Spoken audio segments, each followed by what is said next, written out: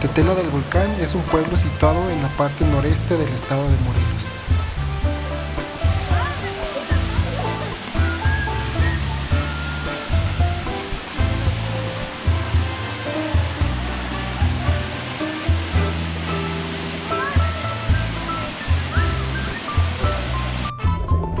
Es aquí donde encontramos una cascada, donde sus aguas son el deshielo del volcán que se encuentra a unos 8 kilómetros de distancia.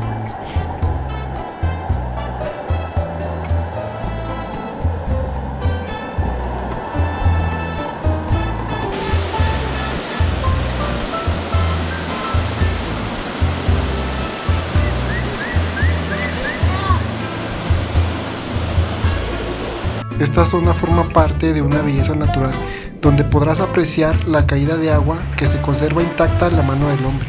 Sus aguas son cristalinas, frías y limpias.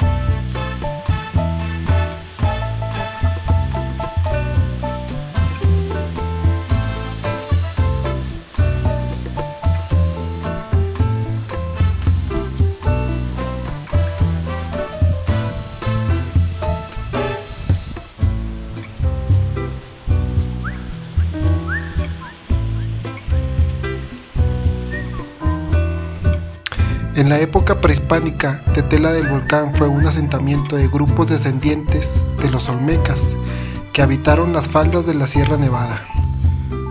El municipio de Tetela del Volcán cuenta con varias zonas y edificaciones que son consideradas como atractivos, entre los cuales se encuentra el convento de San Juan Bautista, que fue construido por el fraile dominico Juan de la Cruz, iniciado en el año de 1571 y finalizado en 1580, incluido en la lista del Patrimonio Cultural de la Humanidad por la UNESCO.